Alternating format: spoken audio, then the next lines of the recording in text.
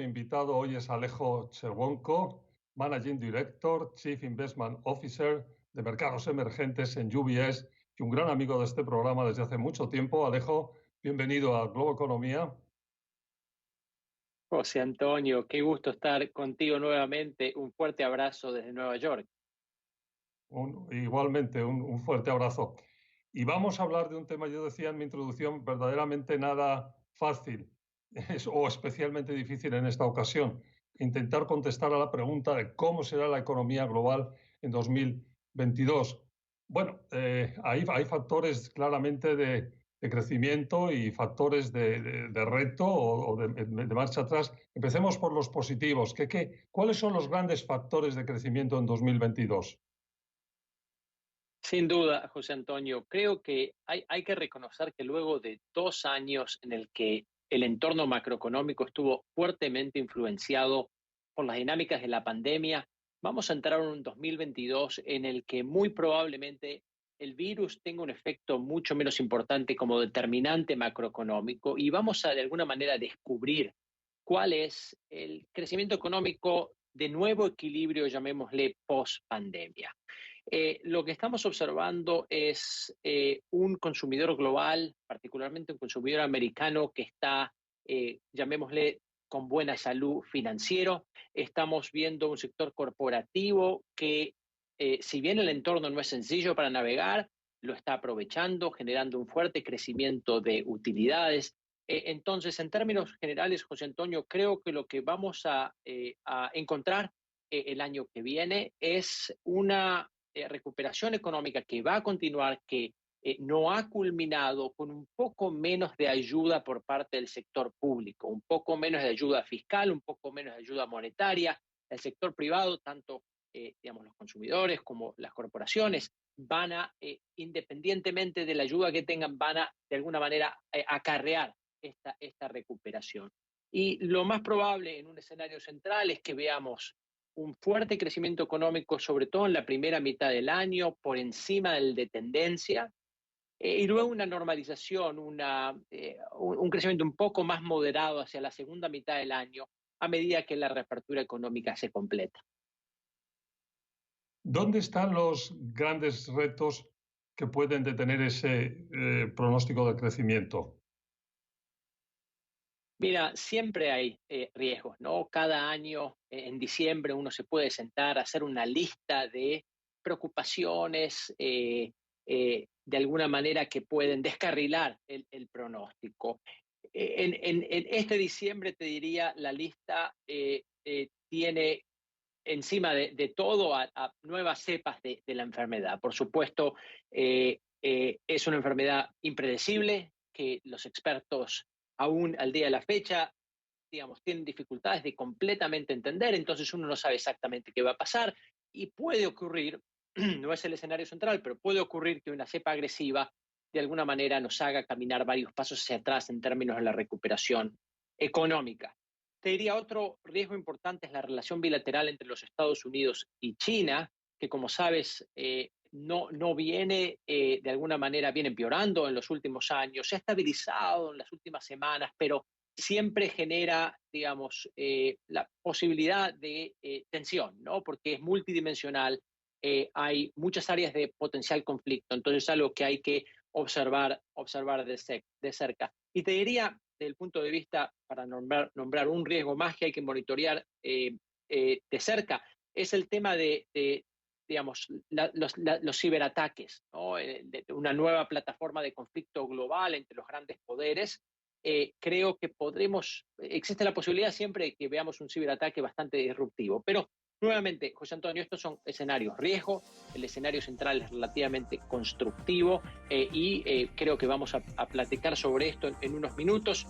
Cuando uno invierte es importante mantener los ojos, ¿no?, en el escenario central, porque si no es difícil poner dinero a trabajar. Y en el más constructivo posible.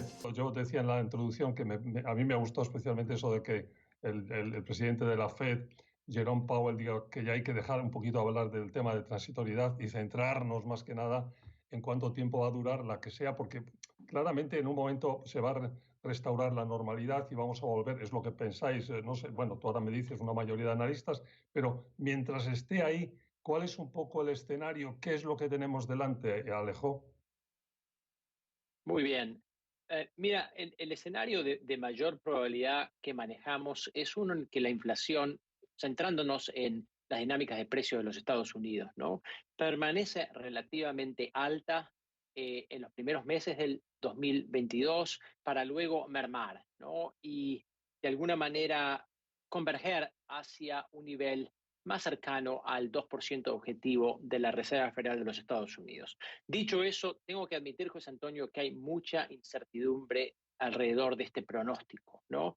Creo que lo que hay que reconocer es que la inflación es un fenómeno en buena medida social y que todo aquel tomador de decisión hoy por hoy en términos de precios en los Estados Unidos no ha experimentado inflación en cerca de 4 décadas. Entonces, no hay una experiencia respecto a este fenómeno con la cual digamos, de alguna manera aprovechar para tomar mejores decisiones. Es algo que, por supuesto, Latinoamérica tiene mucha más experiencia en manejar. Entonces, esto genera una gran incertidumbre respecto al pronóstico y hay que estar preparado para un amplio rango de escenarios posibles en términos de dinámicas inflacionarias. Esto es particularmente importante a la hora de construir portafolios.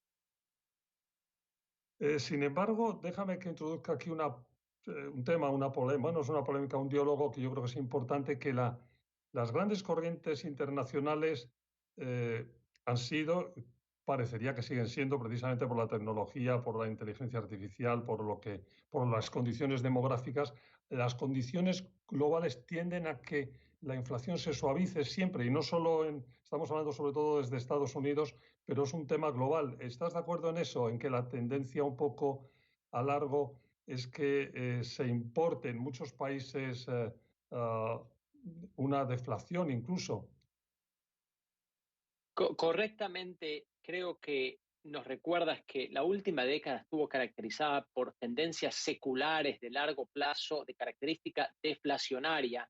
Cuando tú hablas de repente de globalización, de disrupción tecnológica, de envejecimiento poblacional, son todas tendencias macro que apuntan a una presión a la baja de los precios, ¿no? Pero lo que tenemos en este momento es un efecto cíclico de alza de precios bastante fuerte, un poco gracias a la gran inyección de estímulos que ha ocurrido en buena parte desarrollado y parte del mundo emergente en los meses de la pandemia y que continúa siendo bastante significativa. Entonces, estas dos factores están batallando para ver cuál tiene mayor influencia sobre las dinámicas de precio de los próximos meses, ¿no? Entonces, como te digo, escenario central de una inflación que permanece alta, por lo menos en el corto plazo, se modera pensando ya hacia mediados finales del 2022, pero mucha incertidumbre respecto al promedio.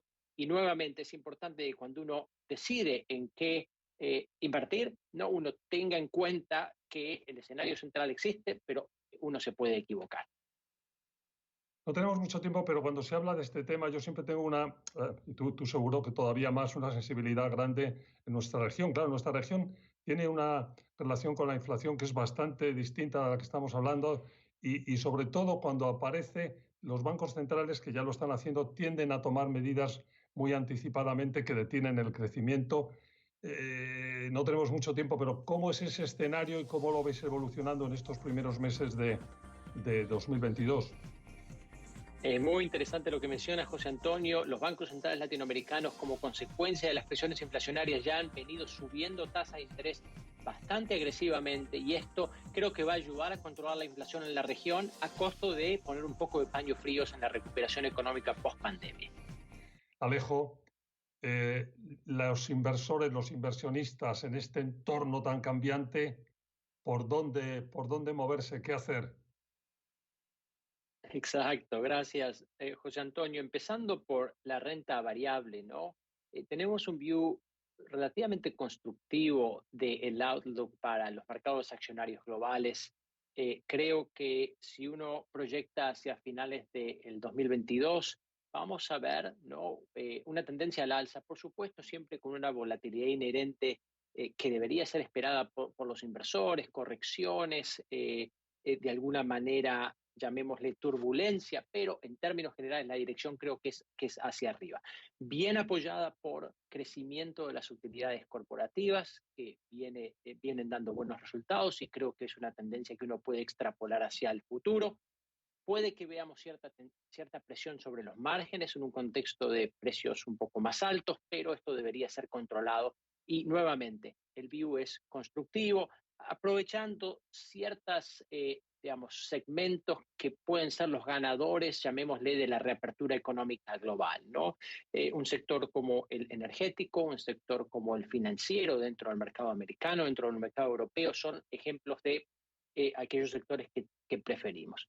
Ahora, el view es más cauto en lo que se refiere a renta fija. Yo creo que el entorno actual justifica un alza en las tasas de interés a plazo, sobre todo en los Estados Unidos. Si uno piensa el bono del Tesoro a 10 años de Estados Unidos, es más probable que de aquí a 6-12 meses termine en un nivel bastante más alto que el actual, compárese con que caiga de los niveles actuales. Entonces, en este entorno hay un viento en contra fuerte a la renta fija y hay que ser bastante más selectivo en lo que uno decide invertir en el mundo de los bonos, ¿no? Entonces, son dos de los mensajes que te dejo para el 2022, José Antonio: un view constructivo de renta variable y un view más cauto de renta fija en términos generales. Geográficamente, áreas más y menos interesantes.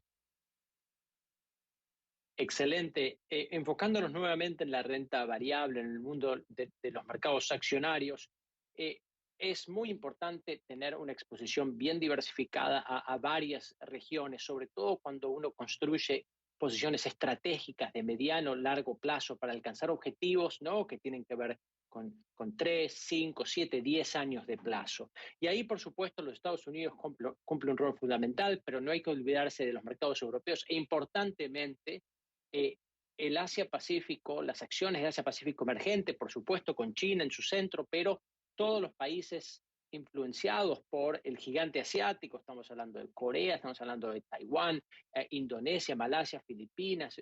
Son exposiciones que creo que son bastante deseables.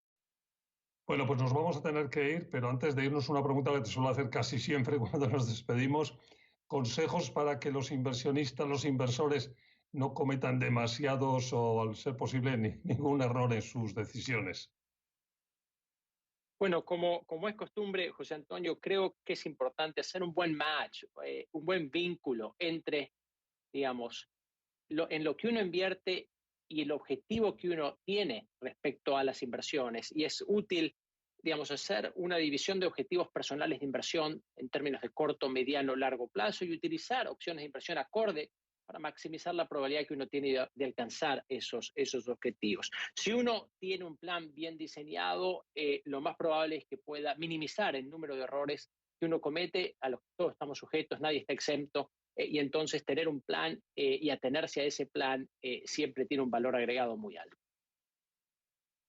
Alejo, pues se nos terminó el tiempo, pero un verdadero placer haber retomado el contacto con un amigo de este programa por tanto tiempo. Muchas gracias por haber estado en Globo Economía. El gusto fue mío, José Antonio, y a todo el equipo de Globo Economía, un fuerte abrazo. Gracias. Fue Alejo Cherwonko, Managing Director, Chief Investment Officer de Mercados Emergentes en UBS. Y gracias, por supuesto, a ustedes por su atención. Ya saben que estamos todas las semanas con ustedes y se lo estoy repitiendo continuamente porque es relativamente nuevo, ya no tanto, en podcast, para que nos escuchen en cualquier momento del día, de la noche, a su conveniencia. Hasta la próxima semana.